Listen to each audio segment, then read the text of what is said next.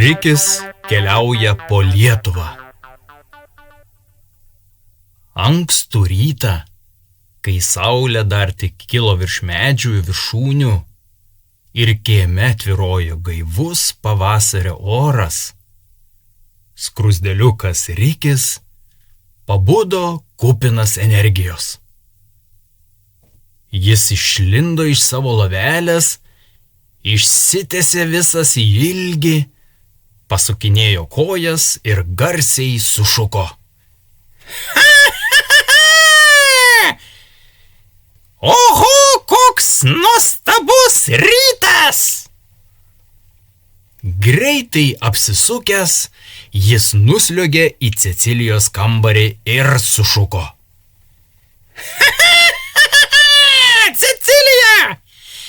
Kelkis! Tu kelkis greičiau! Šiandien noriu kažką ypatingo nuveikti. Cecilija, dar tik pramerkusi akis, nusišypsojo. Labas rytas, Riki.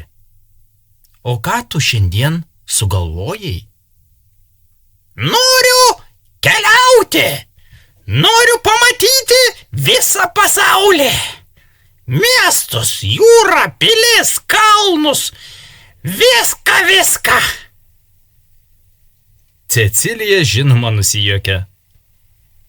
Na, pasaulio taip greit mes nepamatysime, bet Lietuvą, manau, pamatyti galima per keletą dienų. Kaip tik dabar pavasario atostogos man mokykloje ir aš galiu paklausti mamos. Be to, kalnų Lietuvoje nelabai turime, bet nuotykių tikrai netrūks. Jei nori, galime suplanuoti kelionę. Tik pirmiausia, pusryčiai. Rikis iš džiaugsmo pašoko taip aukštai, kad vos neatsitrenkė į lubas. Cecilijai užklausus mamos apie kelionę, ji prasitarė, kad jai kaip tik yra reikalų pajūryje, o pakeliui norėtų susimatyti su savo seserimi Vilniuje. Tad kelionė išties buvo labai įmanoma ir reali. Po pusryčių Cecilijos mama pasiūlė. Jei jau taip norite keliauti, galime šiandien pradėti nuo Vilniaus, tai mūsų sostinė, ten daug ką pamatysite.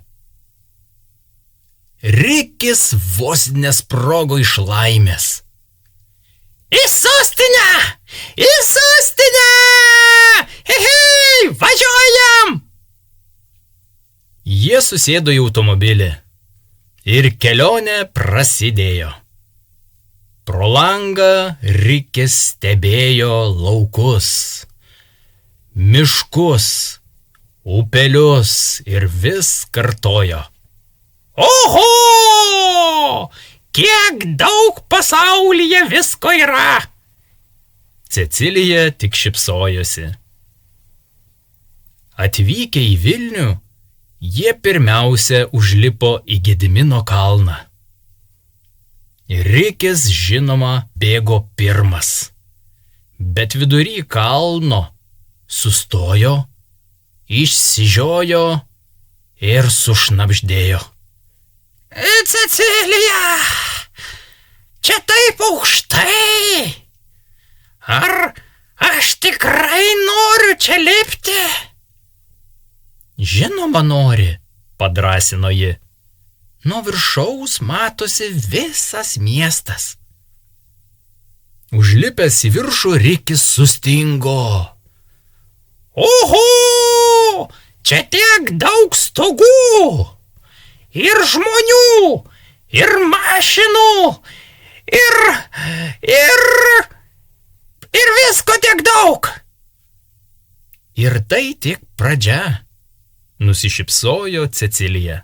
Vėliau jie vaikščiojo po senamiestį, kur Rikis bandė suskaičiuoti visas bažnyčias, bet pasimetė ties 4. O kodėl jų tiek daug čia? Nustebo Rikis.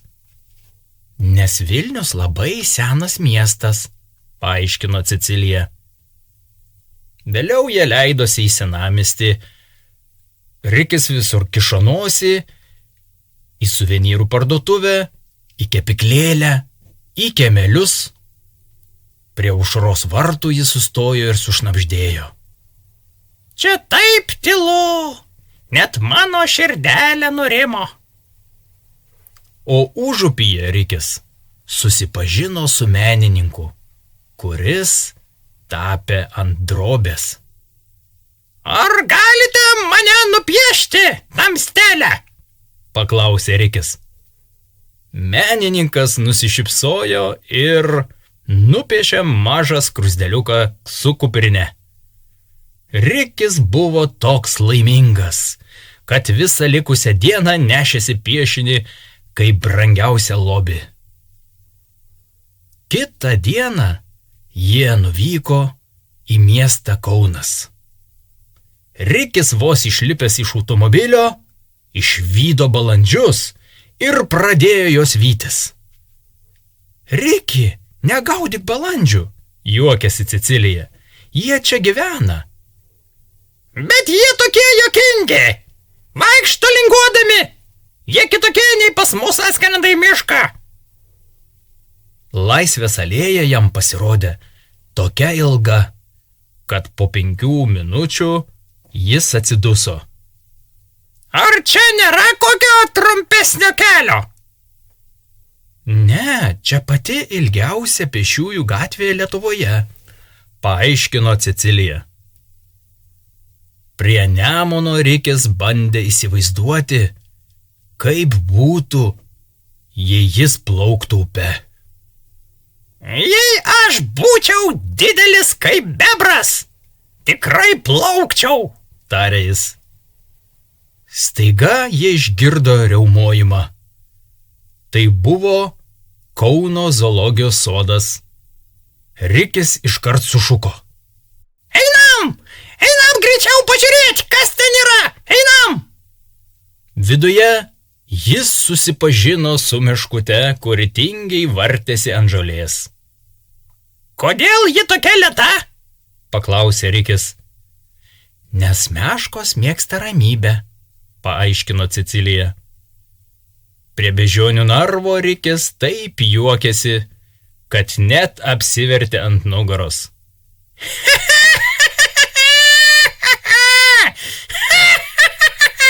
Jos kaip aš, tu pažiūrėk, tik su uodega. 3 dieną jie nuvyko į Klaipėdą. Vos tik Rikis išgirdo bangų ošimą, jis sustingo. Cecilija, kas čia taip garsiai kvėpuoja? Tai jūra, Riki. Jūra? Jūra Rikis jau buvo matęs vasarą, tačiau tąkart ji buvo rami. Šį kartą jūra buvo audringa ir šėlstanti, bangos buvo didelės ir besiritančios per smėlį į krantą. Matai, Riki, tarė Cecilija, Baltijos jūra gali būti pikta ir audringa. Kai jūra būna blogos nuotaikos, geriau neiti maudytis, nes tai labai pavojinga. Rikis pribėga arčiau kranto, bet vėjas jį taip stipriai papūtė, kad jis vos nenukrito. Oho, jūra tokia stipri, nusijuokė jis. Jis rinko kriaukles, stebėjo žuvėdras ir net bandė paragauti jūros vandens. Oi, koks surus! Kodėl niekas man to nepasakė? Ir staiga žuvėdra nutupė šalia ir pavogė Rikio surastą kriauklę. Gražink, sušuko Rikis. žuvėdra pakilo ir numetė kriauklę atgal į smėlį. Ji tik norėjo pažaisti, Riki, nusijuokė Cecilija. Taip prabėgo nuostabi diena Klaipėdoje. Kitą rytą jie persikėlė keltu į Kuršių neriją. Rikis visą kelią stovėjo prie borto ir mojavo žuvėdroms. Nidoje jis pamatė Parnidžio kopą ir išsižiojo. O čia smėlio kalnas toks didelis. Tikras kalnas. Jis bėgo į viršų, bet kojos klimpo į smėlį. Kodėl taip sunku bėgti? Stebėjosi jis. Nes kopos minkštos, paaiškino Cecilija. Viršuje jie žiūrėjo į marias ir jūrą, o Rikis tyliai tarė. Čia taip gražu, kad net mano širdelė dainuoja. Staiga pakilo stiprus vėjas ir pradėjo nešioti smėlį į visas puses. Rikis susigūžė. Aš pavirsiu smėlio skruzdėliuku tuoj. Bet Cecilija pridengė jį savo ranką ir nuramino. Nieko tokio, Riki, čia tik smėlio gūsis. Prie saulės laikrodžio Rikis bandė suprasti, kaip jisai veikia. Tai čia kaip saulė tą rodo laiką, nesuprantau. Kaip ji tai padaro?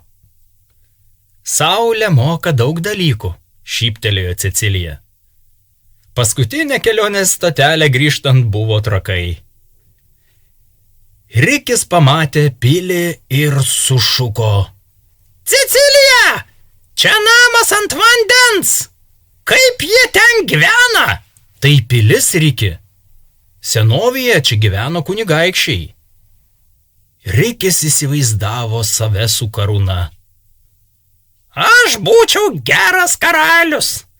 Leisčiau visiems valgyti ledus kiekvieną dieną. Manau, visi būtų labai laimingi.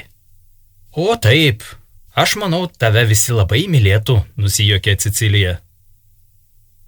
Pilies kieme Rikis bandė įsivaizduoti riterius, žirgus ir turnyrus. Jis netgi paėmė pagalį ir sušuko. Aš riteris Rikis, ginu pilį nuo blogio. Staiga iš už kampo išlindo antis ir garsiai sukvaksėjo. Kvak, kvak. Rikis išsigando ir pašoko į orą.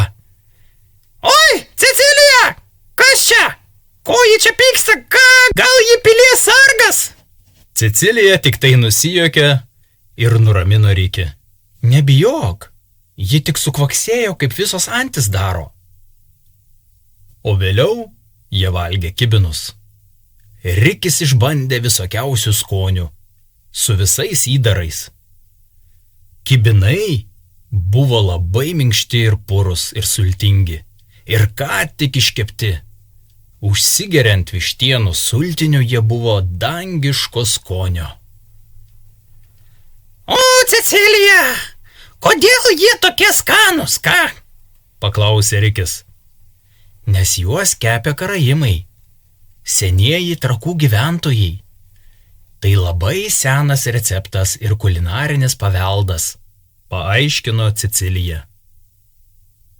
Grįžtant namo, Rikis žiūrėjo pro langą ir tyliai tarė. Cecilija, Lietuva tokia didelė ir graži. Aš tiek daug pamačiau ir visur buvo kitaip. Ir visur buvo nuostabu. Taip, Riki, švelniai atsakė Cecilija. Kelionės praplečia akiratį. O svarbiausia, kad keliavai su gera širdimi. Rikis nusišypsojo. Nuo šiol keliausiu dar daugiau, bet dabar noriu ledų. Cecilija nusijuokė. Žinoma, keliautojui ledai priklauso. Ir tai baigėsi didžioji Rikio kelionė po Lietuvą. O jei ir tu nori pamatyti gražias vietas, paklausk savo artimųjų, gal ir jie nori leistis į nuotykį. O dabar aš jums sakau iki ir iki kitų susitikimų su Cecilija ir Rikiu.